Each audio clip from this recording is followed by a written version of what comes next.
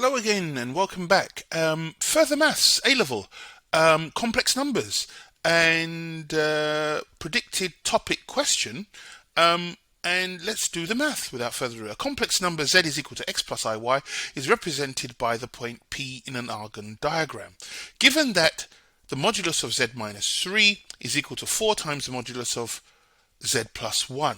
The first thing we need to do for part A to show that the locus of P has equation such is to replace the modulus of z minus 3 is equal to 4 times modulus of z plus 1 with i's and y's.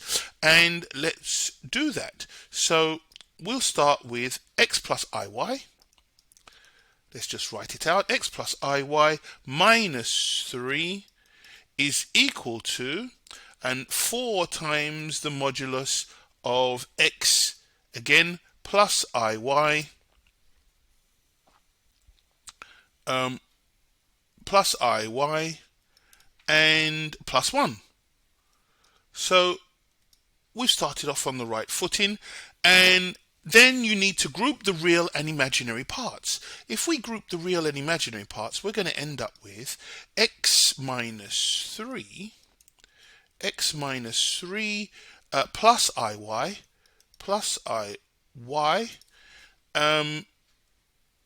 is equal to, again, 4, and let's group the 4, and we have the modulus. We've got to put the modulus in there. X plus 1 and plus iy.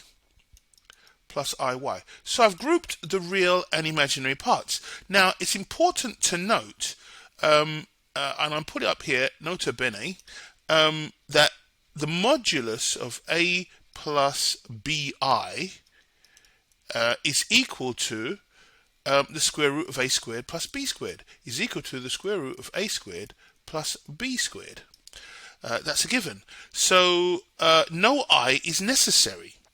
And a plus bi all squared, if we square both sides, with the modulus of a plus bi all squared is equal to a squared plus b squared. A squared plus b squared.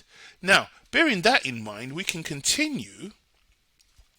We can continue with dealing with part A. Show that the locus of P has equation such. So let's get going with that. So again, we have the modulus of x minus 3, bit of work in here for 5 marks, plus iy all squared, plus iy all squared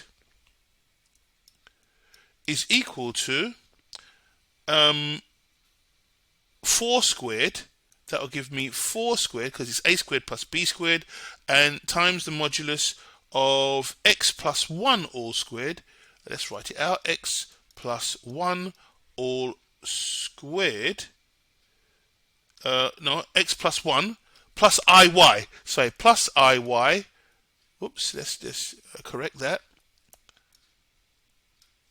Yeah, that's better. Plus iy, and that will be all squared. And let's tidy up. So we've got x minus 3 all squared, x minus 3 all squared, plus y squared, because we're going to eliminate our i's, our imaginary parts, and that will give me 16 x plus 1 all squared, x plus 1 all squared, and plus 16y squared, So your i's have gone, and then you've got to expand everything. You can't escape that. You've got to expand. So let's do the left-hand side. So we've got x squared minus 6x, x squared minus 6x plus 9 plus y squared is equal to, what's on the right-hand side? Well, we're going to have 16x squared plus 32x plus 32x plus 16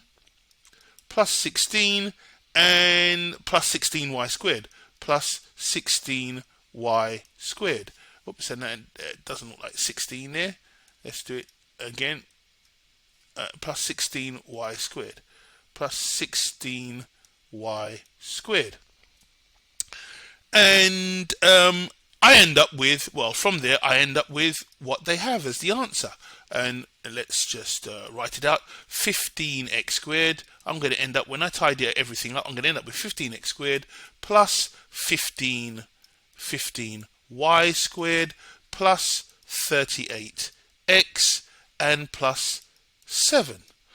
And that's the answer to part A. So that bit is done.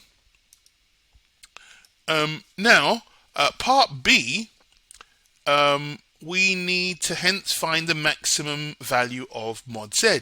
Well, in order to do that, it's sensible to find the radius and circle center, because we're talking about a circle here. So find radius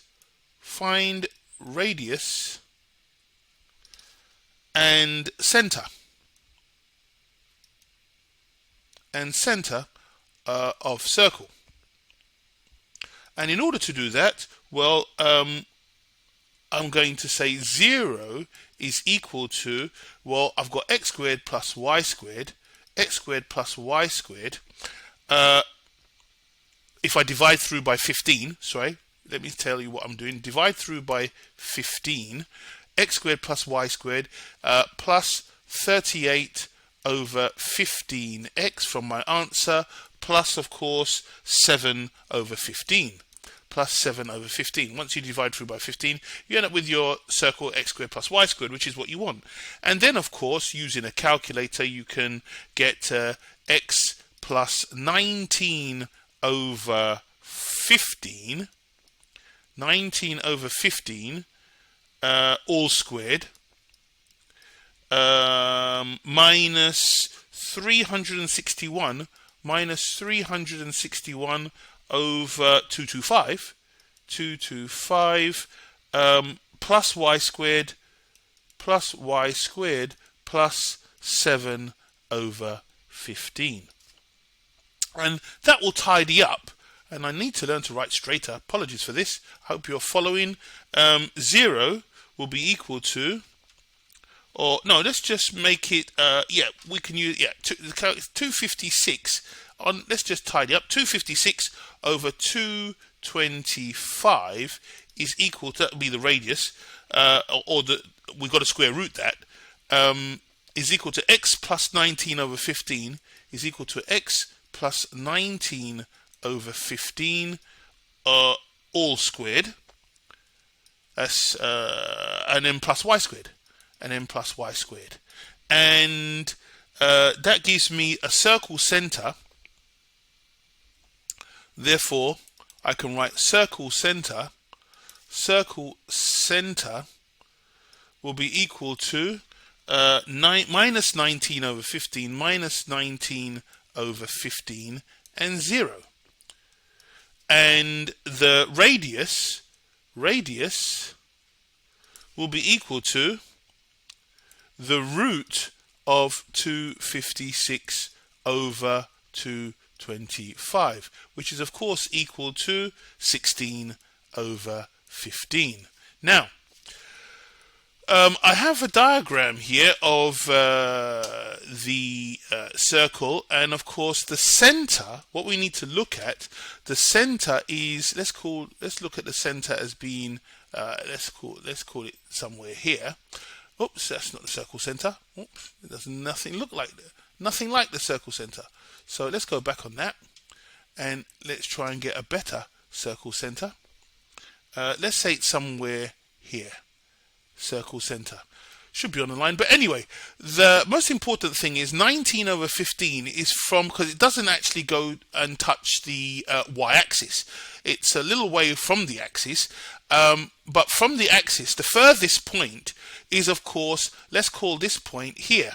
The furthest point, let's do it in red, is going to be this point here on the circumference, which is your 19 over 15 from the y-axis, and then the radius, then the radius from this point here to x. So that is your 16 over 15. So in order to answer part B, let's just scroll back up to see part B. Hence, find the maximum value of Z. When finding the maximum value of Z, we've got to look at, let's just extend the page. Let's call that point A on the diagram. Let's call this point A. So we've got a reference point here. And point A can be described as, so A, or point A is equal to the modulus of 19 over 15 plus 16 over 15. Oops, let's get that right. 16 over 15, and